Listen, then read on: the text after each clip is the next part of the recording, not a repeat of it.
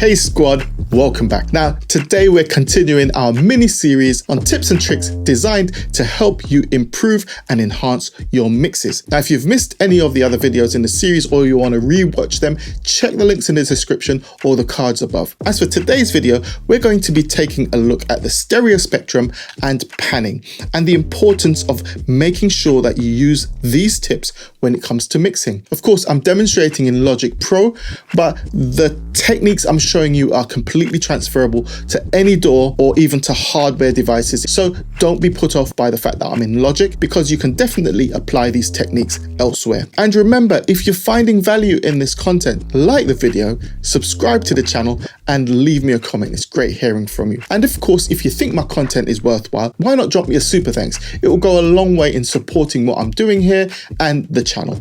Anyway, it's that time, so let's get into it. Okay, so understanding how to manage your pan positioning and stereo imaging when you're producing and mixing your songs is really important. And there are a number of tools that you can use to accomplish this, but there are fundamental techniques that you must understand, and that's what we're going to go through right now. But before we do so, let's just go over why it's important that we create a good stereo image of our mix. Okay, so let's assume we're in the audience where there's a live band playing and the band is arranged across the stage and positioned as we can see right here. We've got the drums dead center, we've got keys on the left, we've got one guitar on the right, another guitar on the left, the bass is also to the left hand side, and our main featured instrument is the piano. Now imagine you're recording and mixing the sound of this band to be distributed as a song on CD, MP3 or a streaming platform. Now what you want to accomplish, generally speaking, is a reflection of how musicians are spread across a stage. Having said that, there are a number of key things that engineers generally do to accomplish a good stereo mix that will play back well on stereo systems such as car radios, home hi-fi systems, TV sets, as well as mobile devices using earbuds, etc. Okay, so let's start with the bass and the kick drum. Now, for every single musical genre I can think of, as standard, the bass and the kick channels are positioned dead center in our mix. And to do so, of course, you're going to use this dial right here, this knob, which is your pan positioning knob. I've got my kick drum here and my bass, as you can see right here, they are positioned dead center in the mix. Again, for most popular music genres, snares are either dead center or just slightly off center. Okay, and I've got mine slightly off center by pulling this slightly to the right. My snare is going to be just slightly louder in the left speaker than on the right hand side. With my hi-hats, I've got my hi-hats a bit louder on the left hand side. The same with my open hats. My toms are mixed dead center. My crash is also dead center. My congas right now are panned all the way to the left, and my shaker is all the way to the right. So let's have a listen to the drums soloed. It's probably worthwhile you putting some headphones on to get a good idea as to how things are spread out.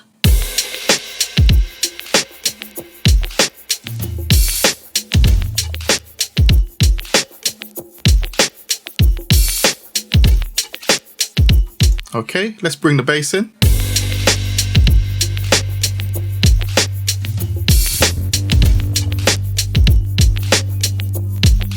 So now let's bring some of the other parts in gradually to fill up the space across the stereo spectrum.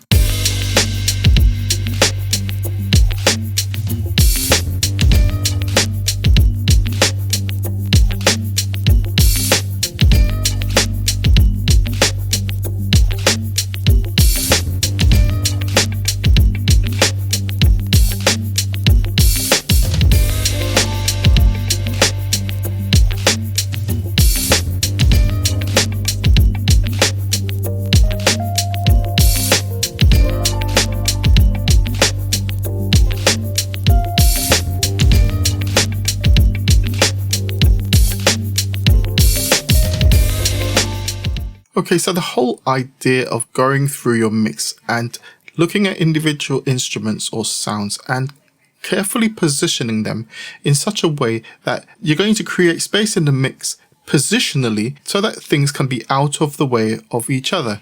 So as you can see right here, I've got two guitar sounds and I've pushed one to the left and one to the right. Similarly with the pianos, I've got my grand piano slightly to the left and my electric piano to the right. Once again, they are similar instruments with similar tones, and what you want to do is create a sense of space.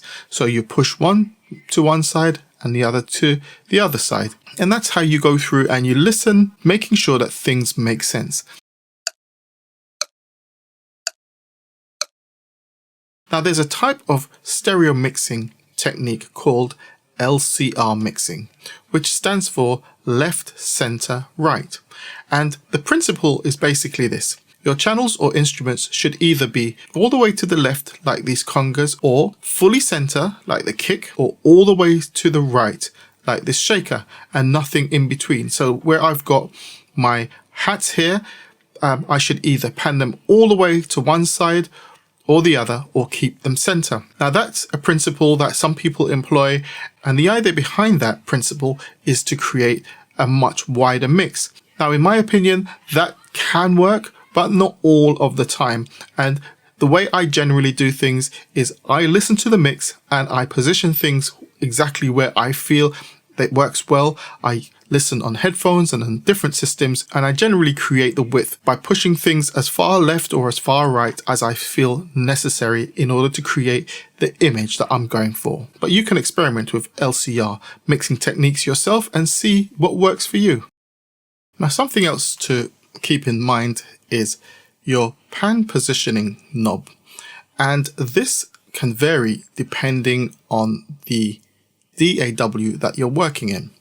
Now, if you're working in Pro Tools, you will notice that when you create a mono track, you get a balance dial that looks like this. But when you create a stereo track, you get a pair of knobs, one for the left side of that track and one for the right hand side of the track. And they operate completely independent of one another. Now, the same thing applies here in Logic. I can't tell you about other DAWs such as Cubase or Ableton or FL Studio, but in Logic, we can create the same sort of stereo panning as you would in Pro Tools. So if you were to control click your pan dial right here, you've got these three positions. By default, we're in balance mode whenever you create a new Logic track. But if you were to select stereo pan, look at the way the dial changes, and I'll explain in a minute exactly how this operates. The other option is this one right here, binaural, and this is definitely a fun one to try out. Even if you're mixing in stereo and not for a binaural system, it's definitely worth trying this out because you can come up with some interesting stereo imaging of the selected track. So let me show you the difference between the balance knob or dial and the stereo pan dial or knob. What I've got here is a bounce of percussion instruments which are sitting on the left hand side of this bounce and guitar instruments sitting on the right. And let's listen to how they sound in balance mode.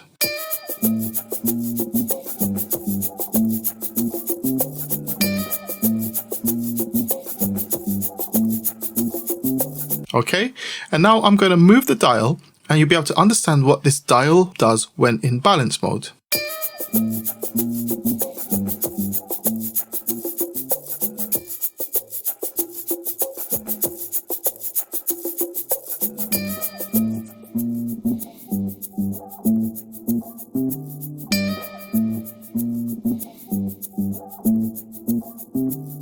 So what's actually happening is, because we've got percussion on the left and guitars on the right, when I turn the pan dial all the way to the left hand side, I'm telling Logic that I want to hear more of what's on the left hand channel and less of what's on the right hand channel. And therefore, what's happening is we're reducing the volume of what's on the right and maintaining the volume of what's on the left. And if we do it the opposite direction, we're reducing the volume of what's on the left hand side and maintaining the volume of what's on the right.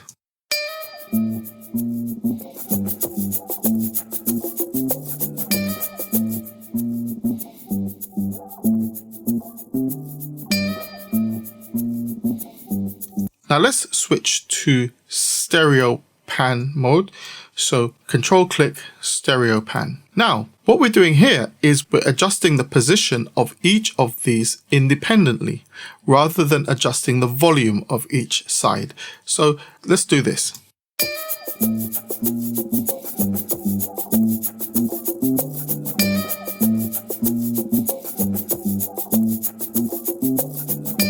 So what I've just done is I've pan positioned the guitars, which are on the right channel. I'm pointing them more to the left hand side whilst maintaining the original volume of the percussion, which is on the left, keeping that exactly unchanged. And if we were to switch things the other way around,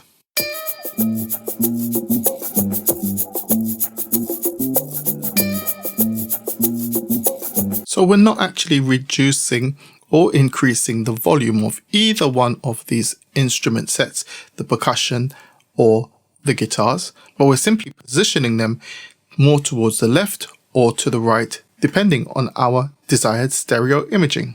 So the key difference is, in balance mode, we're actually adjusting the volume of whatever is being played on the left or the right hand side of that channel, whereas in stereo pan mode, we're simply positioning whatever is on the left or on the right in whichever direction we want them to point, or keeping them dead center by holding down the Alt or Option key and clicking to position dead center. Finally, I'm not really going to worry about binaural. It's something that you can mess about with. This is for a completely different type of mixing.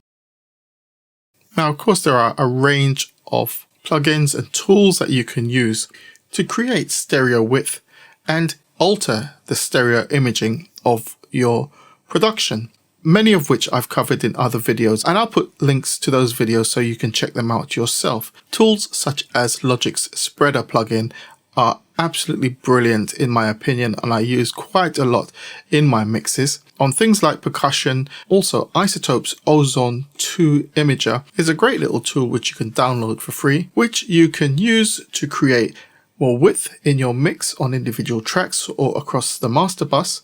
And you can also use it to create pseudo stereo imaging. And of course, there's the classic S1 stereo imager by Waves, which you can check out as well. And you can also experiment with stereo delay plugins, whichever DAW you're working in. In my last video, I talked about the power of using stereo delay, so you might want to check that one out. So hopefully, once again, I've brought you value. And if I did and you feel it was worthwhile, why not drop me a super thanks? Anyway, I look forward to seeing you in the next video. I'm Deuce, I'm out. Peace.